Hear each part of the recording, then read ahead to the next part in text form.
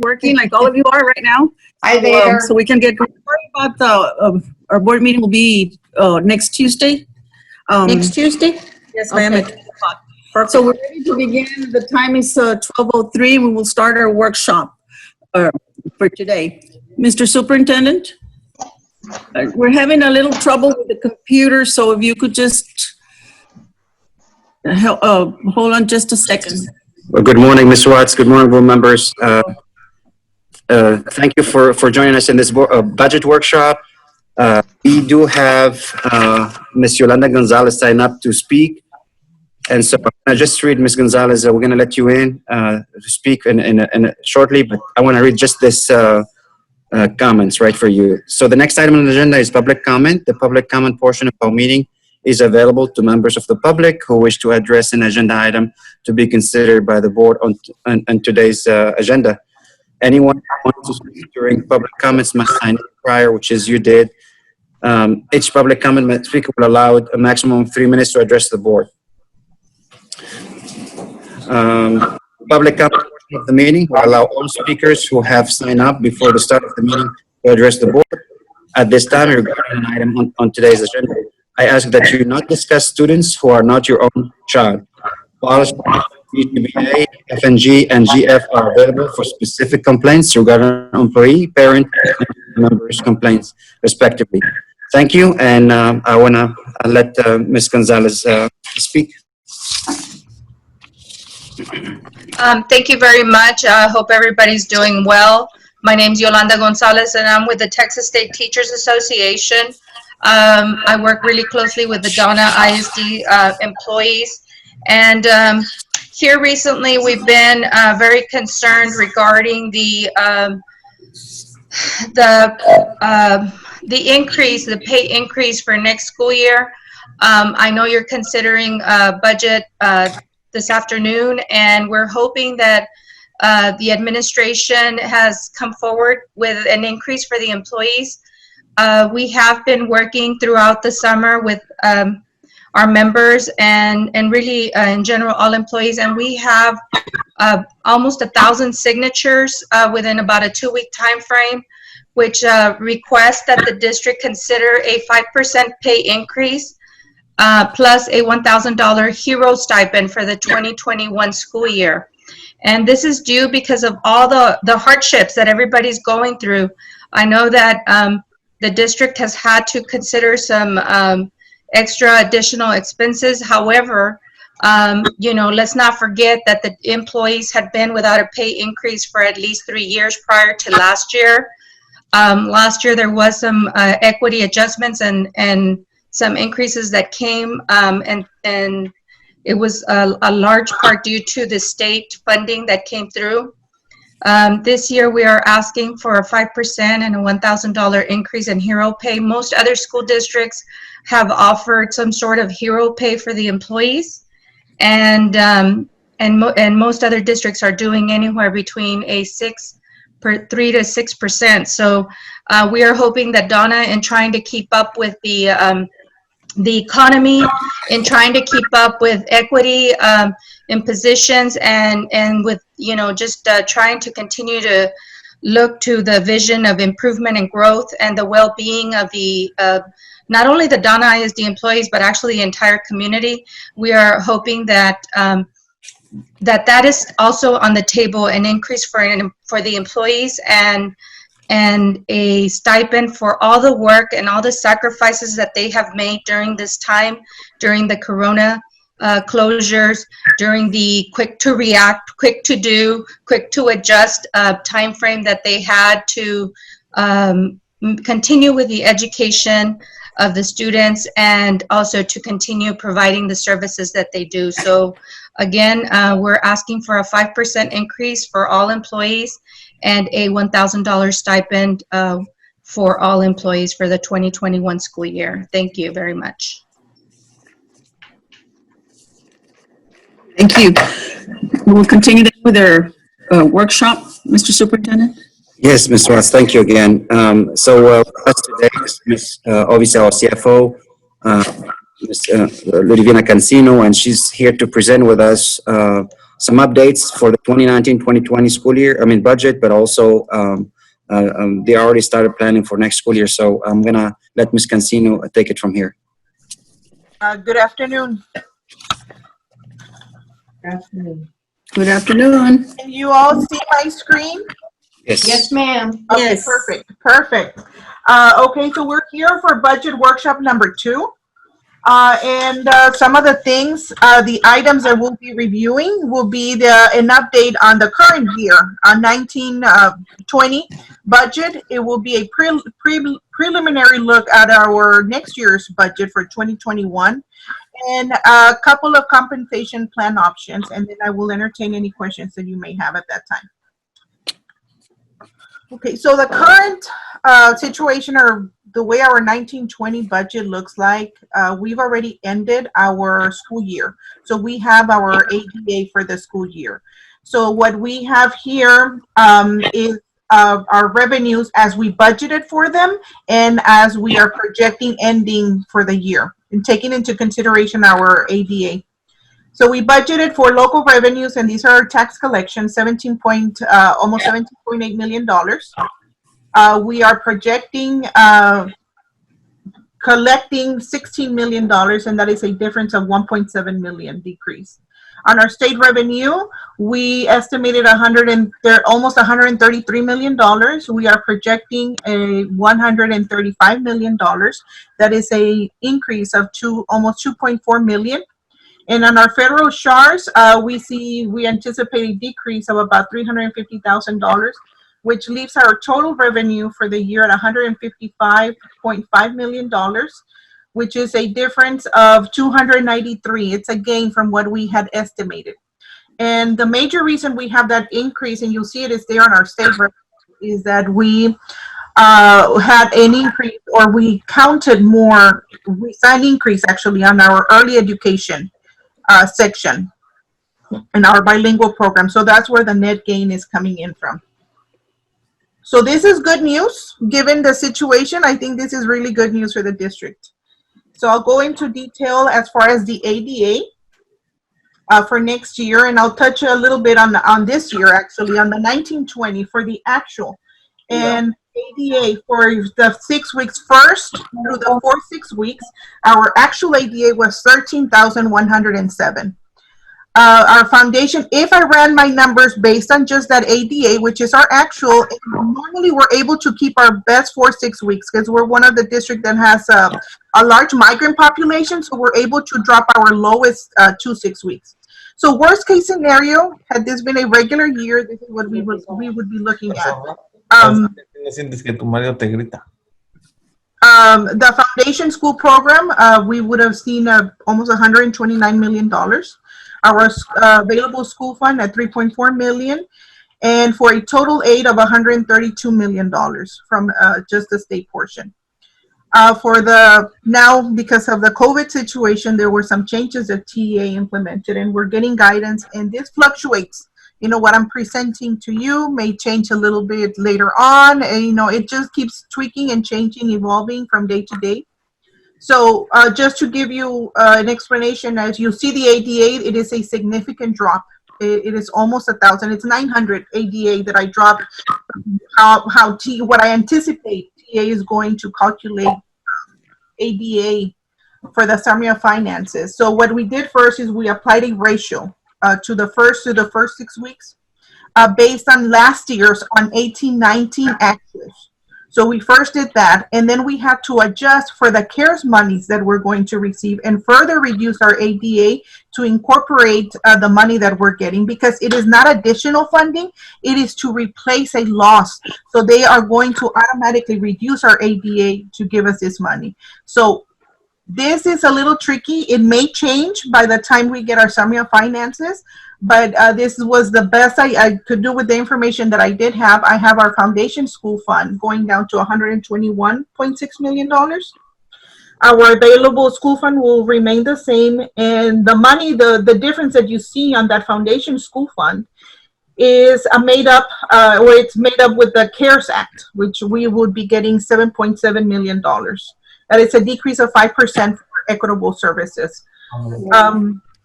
So if you see, really, actually, we would end up gaining a little bit because of the CARES Act with the 13,107 ADA actual at 132 million. With the summary of finance, what we anticipate, and this number will be available in September, it will be almost $133 million. So using that information, then I used these numbers and projected our ADA for next year for our 2021 school year. And what I did here, I used our actual ADA and I applied a 6% reduction to ADA to come up with the 12,321 ADA, which is, I feel it is conservative as far as our revenues are. That netted our foundation school fund at $118 million and our available school fund at $4.9 million for a total state aid of $123 million. 123.2 million. So you see there the decrease is about $9 million.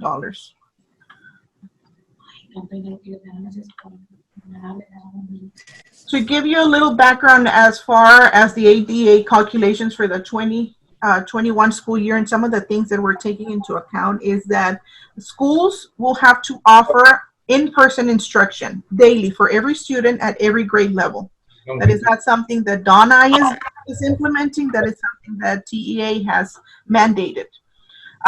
Some of the exceptions include closures of schools as directed by state law, partial or complete closure of schools due to an outbreak of coronavirus or other illness or hazard.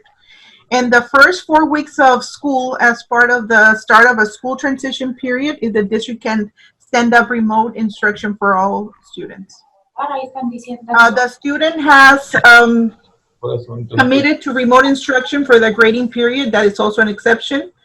And TEA announced that this period can be extended if a local order prohibits on-campus instruction, which I believe it is the case as far as the Hidalgo County order that was issued. Ms. Cancino, can you step up for a minute? Somebody's stepping all over you right now. They're talking in the background. You can hear it. Everybody. Please shut down mute your phones, please.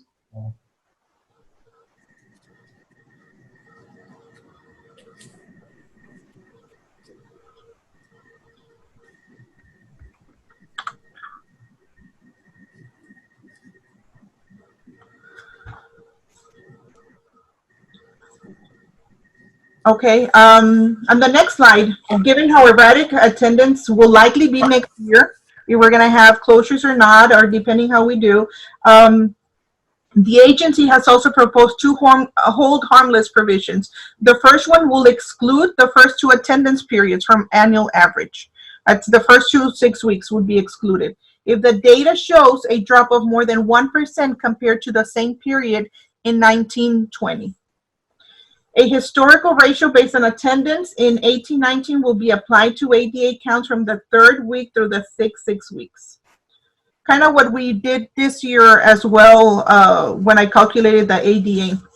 In remote asynchronous, ADA will be funded through the first 3 attendance periods without an approved plan. Unapproved instructional plans will not be funded after that point. So we need to submit an instruction plan to TEA. And I'm not going to go too much into detail into the synchronous and asynchronous, as that's more of an instruction setting type of questions, and I don't have the expertise, to be quite honest with you, for that discussion.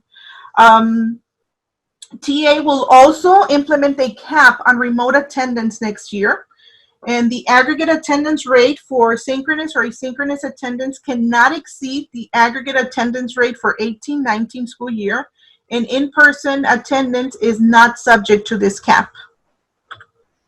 And lastly, the CARES Act. TA will use CARES Act money from the ESSER fund to partially replace funding. This is not new funding coming in, and that goes back to that slide that I had where I was including the CARES, where I reduced the foundation of program funding because to compensate for that additional CARES funding. So our entitlement is about $1.8 million. We have to do the equitable share, so that's why I decreased it by 5% to the $7.7 million. Okay, so now this is for our 2021 revenues. What we're anticipating on our local revenues, our tax collections at almost $18.2 million. And for the tax collections, I did reduce the collection rate from 93% to 91% because we have seen a decrease in collections for this year already. You will see that the budgeted amount is it's an increase compared to what we did last year because our property values did go significantly up. When looking at a percent, they increased by 10%. So that is a significant increase. So that's where you see that gain. On the state revenues, we are anticipating receiving almost $130 million. And our federal revenues are SHARs at $3.4 million for total revenues of $151.4 million. We've put together our budget. It's a preliminary budget. We're still going through it, combing through it to make sure that we capture everything. But as far as the major sources of expenditures, of course, our payroll costs are always the biggest at $123 million of our budget. That does not include a pay increase. Professional and contracted services, it's $11.7 million. I'll point out that here our biggest expense is our utilities. Our supplies at almost $6 million. We have other operating expenses at $4.2 million. Debt service, $1.8 million, and capital assets at $2.5 million. For total expenditures without a pay increase of $149 million. So we were able to trim some of our budget, and these are some of the categories that we went back and made reductions on. Our HVAC project, we cut $500,000. Technology equipment last year or this year, we spent a large portion, $3 million on Chromebooks, laptops, iPads for our students and teachers, our staff. So that is a one-time expense. It will not happen next year, so removing that from the budget. We are not budgeting for buses next year. We budgeted for this year, though we did not use it because that's the money that we set aside for a project on technology infrastructure. We also did do a reduction of 15% on all campus and department budgets. That was a decrease of $1.5 million. And other reductions were $1.9 million in other programs for a total reductions of $7.4 million from comparing from this current year to the proposed budget. So here is a summary of revenues versus expenditures. You'll see that right now we do have a surplus of $2.3 million. So I think that's very good for the district considering all the large reduction we did on ADA. I think this district's still looking in pretty good shape for next year. And here are the two. We are also proposing two possible compensations. We have option 1 and option 2. And you'll see there for the categories for teachers, nurses, administrative, professional, clerical, instructional support, and our auxiliary. Our option 1 and 2, both of them have a pay increase for teachers and nurses, and everybody that falls under that pay scale at a general pay increase of $1,700 for everybody. For the administrative professionals, you see that the option 1 has a 2% increase and option 2 has a 3% increase. For clerical, we have an instructional support. Option 1 has a 3%, option 2 a 5%. And you see the different costs there. Our auxiliary, and both have a 5% pay increase. For a total cost on option 1 of $3.5 million. That would create an estimated budgeted deficit of $1.1 million. And for option 2, it's a total cost of $4.1 million with a budgeted deficit of $1.8 million. So at this time, does anybody have any questions?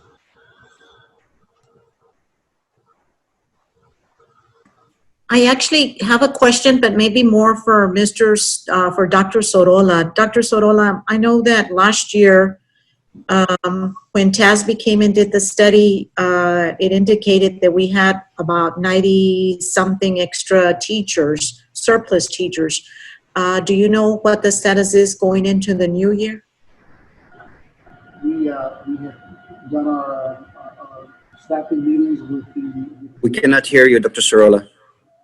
My microphone's not working very well.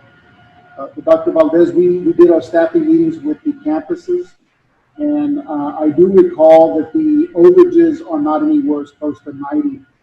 The last time we looked at our numbers, and this really is going to include both professional and clerical, I want to see that our overage was about half that number, as opposed to 90. Dr. Sorolla, I can hear your voice, but I can't hear what you're making out. I'm so sorry. Can everybody else hear him? I can respond via the chat if you'd like. So, Dr. Valdez, I think I don't have the exact number in front of me, Dr. Valdez. I know that we were very diligent about filling in, like whenever we have a vacancy, go through attrition. We don't have 90. I think we're down maybe like, as far as teachers, maybe down to 20, 25 total. And it's only at the middle school level. Right. That's correct. Number. But we don't have any excess, Dr. Valdez, in elementary, and certainly we don't have any excess in high school. And most of the excess we have is really around PE. And so those positions, as you know, it's going to be very hard to find vacancies to fill, right? Because we don't have a lot of, those vacancies don't come handy, if you will. And so I think we're in a good spot. We're going to keep watching that. But we really reduced the excess, like you said, from 90 maybe down to 20, if I remember the exact number. But we'll be more than happy to give you email our board, you and our board members, more or less a number if you like. Okay, no problem, sir. Thank you. Of course. Ms. Cancino, can you go back to where you talked about the cap? Where there's a cap for, yes. Vote attendance. Can you speak more to that? What, you know, I'm assuming we don't know what that is yet, or else maybe you probably would have Probably Dr. Sayes knows more about this than I do, as far as the cap is concerned. I know that it's on remote instruction, and it's applying the attendance rate. So there's a lot of information, as you know. I'm sure you've been watching and getting all the updates. Our plan is to give a more detailed information about our plan. And so we'll give you more information next board meeting next Tuesday. And our plan is to release that information to our community, our staff on July 30th. But TEA has been changing these rules. I don't know if you remember. Initially, they said you're only going to have 3 weeks to transition into in-person, and then they came back and said 4 weeks now. Then you can add another 4 weeks if you come back and ask if the board approves, such thing, right? So the things are changing, Ms. Reina, from one day to another. I kid you not, as far as like. But I think what they want to make sure that more of our students are actually transitioned back to in-person. So they want to force us somehow to bring students back into in-person as much as possible. And I won't pay too much attention to that cap, because especially in our county right now, I mean, there's a lot of things are not looking good. So we should not be forcing our students to come back to in-person and have put them at a lot of risk and putting our staff at risk. So me personally, I'm not really worrying about that, because we've been working closely with Hidalgo County health officials, and I'm working with other superintendents in the area to make sure that we are aligned and we put the safety of security of our students and staff first and foremost. Thank you. That's really helpful. And I think it's been really, I think one of the biggest assets that we have in the Valley is that you all as superintendents really do come together and work together as a community of education leaders. So appreciate that. And I'll be interested to see how it all shakes out.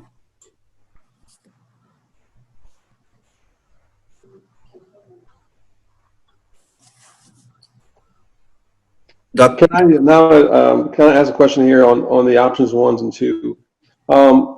given the information you just provided, Ms. Cancino, Yes, sir. is this, obviously you give us the options, so there's money available for us to give an increase, correct? Correct. Now, these numbers that you've determined on a 2%, 3% scale, 5%, are you using the market increase of 3% per year?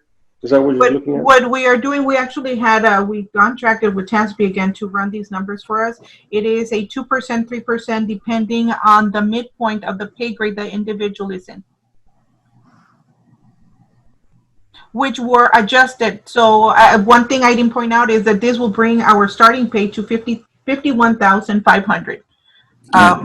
So it's a $1,500 increase also on our starting pay. So, if I may add, that's really good news for our teachers, right? For any teacher, especially who wanna considering joining Donna, we wanna stay competitive. And I don't know, you probably heard me saying it like a few times already.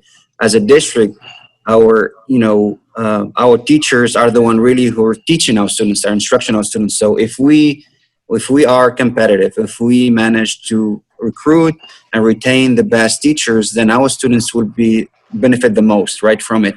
So it's key for us to bring their starting pay, but also teacher salaries in general to very competitive. I think if we go to 51,500, I don't know if Weslaco or PSJ would be considering giving any raises to their teachers, but would be higher than their starting salary if it was today. So I think their starting salary is around 51,250 or something like that. So it will be higher than PSJ and Weslaco. And they are our competitors. Ms. Cancino, for the next budget workshop, just to look at it, not that, just for something to look at the budgets, how they look, is it possible to bring maybe on option 3, just to look at it for teachers at 2,000? Absolutely, ma'am. What option would you like to, if you have a number in mind? Yeah, I was maybe thinking on the teachers, the 2,000 and the auxiliary 7%. Okay, so I actually, one of the ones I thought honestly 2,000 seems like a nice even number. It would cost us a little over $300,000 more for that, and I will check the numbers on the auxiliary for you on the 7. Okay. Thank you so much. I appreciate it. Good Yes, job. ma'am. Good job. Dr. Aziz, Yes, sir. I have a question. Is there, looking at the fact that most of our teachers are right now and have been working remotely from the home, have had to incur additional expenses like calling from their own personal cell phones, using their computers and ink and paper at home. Is there any way that we could consider maybe also giving our staff members, teachers, and some type of like a stipend for covering those expenses? I don't know if that's a possibility. We can run numbers, Mr. Guerrero, the same way that we're going to run it if we want to increase these raises. We can run some numbers. I think again, I don't want to speak for our teachers, but as you know, a stipend may not necessarily be sometimes counted as part of a TRS contribution, and it's not correct. I mean, I think if I was a teacher, I'd be like, give me a raise, a more decent raise, because that will only give me more TRS contributions. So final time will go higher, but also it's a recurrent. We cannot go back and say, now we're going to make less next year, right? But again, can we consider doing something like that, but wording it in a way that, like, for example, I think Ms. Cancino is offering $1,700. Dr. Valdez mentioned, hey, let's bump it up to $2,000. And say, you know what, that $300 difference that we were considering and now that we're doing, considered I think Ms. Yolanda Gonzalez made it like a hero's pay or some type of wording in the way that we word it, that, hey, we're thinking of $1,700, but now we're going up to $2,000 as Dr. Valdez recommended. Because I know that you guys are incurring additional expenses at home for the working out of the house, you know. Absolutely, absolutely, sir. We will put those numbers together for you and for Dr. Valdez and the rest of our board members, and we'll bring it to you next time. Absolutely. Right, and you're right on target, Dr. AZ, with that. Usually the stipends, they don't count towards TRS, so I tend to frown on that. I tend to feel more comfortable with the pay increases because that counts for TRS versus a stipend that it doesn't. So you're right on target on that. Yeah, thank you, thank you. I will bring all this information for you, to you guys. Just one last question. On the max pay for increases for folks that are in the max, does that affect them on this process as well for either option? In both proposals, this will be removed. So there will be no cap, and that's what you mean, right? When somebody maxes out from within the pay grade, then they are not entitled to the pay increase. So that will be removed for all categories. Got it. Perfect. Yes, sir. Okay.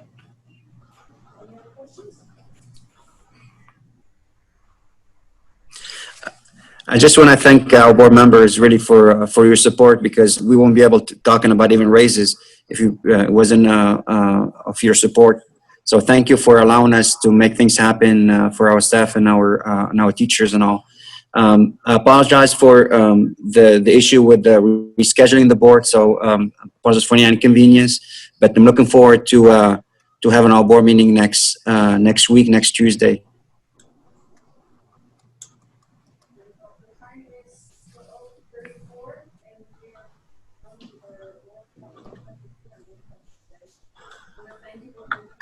Ms. Watts, you're on mute.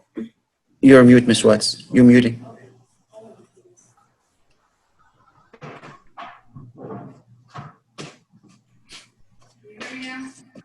Nope, do it again. There you go. Oh, I'm doing it right. I don't know. You're there. I don't know. It looks like you come off mute and then it mutes again.